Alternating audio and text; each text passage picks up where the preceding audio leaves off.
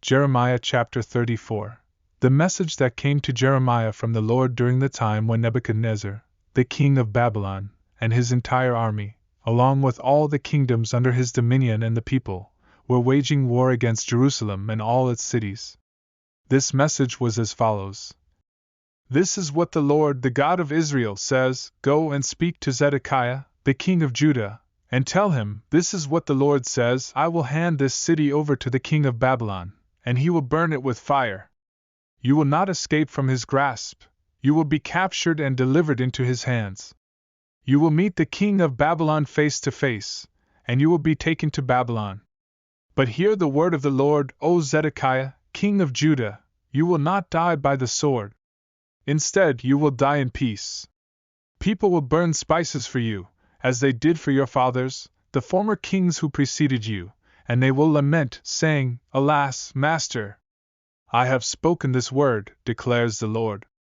Jeremiah the prophet conveyed all these words to Zedekiah, the king of Judah, in Jerusalem, while the army of the king of Babylon was besieging Jerusalem and the remaining cities of Judah, namely, Lachish and Azekah, for these were the fortified cities that remained in the land of Judah.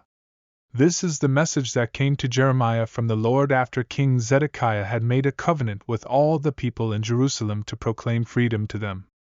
Each man was to set his Hebrew slaves, whether male or female, free so that no one would enslave his fellow Jew any longer. All the officials and all the people who entered into this covenant agreed that each man should set his male and female slaves free, and that they should no longer enslave them. They obeyed and released them. But later, they changed their minds and took back the male and female slaves they had set free and forced them to become slaves again. Then the word of the Lord came to Jeremiah from the Lord, saying, This is what the Lord, the God of Israel, says: I made a covenant with your ancestors when I brought them out of the land of Egypt, out of the place of slavery. I said, At the end of 7 years, each of you must set free your fellow Hebrews who have sold themselves to you.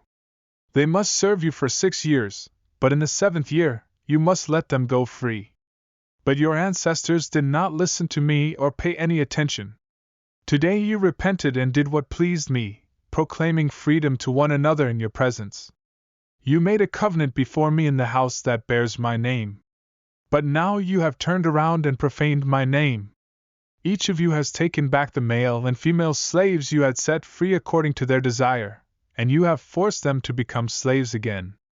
Therefore, this is what the Lord says: You have not obeyed me by proclaiming freedom, each man to his brother and to his neighbor. So now I proclaim freedom for you, declares the Lord, to the sword, to plague, and to famine. I will make you a horror to all the kingdoms of the earth. I will hand over those who have violated my covenant, who have not kept the terms of the covenant they made before me when they cut the calf in two and walked between its pieces.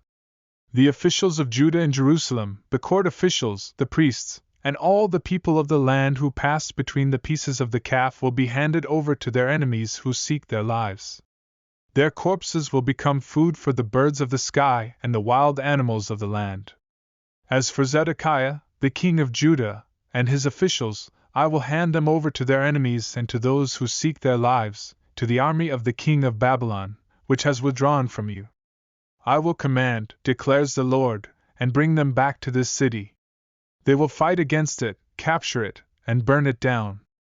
I will make the cities of Judah a desolation without inhabitant.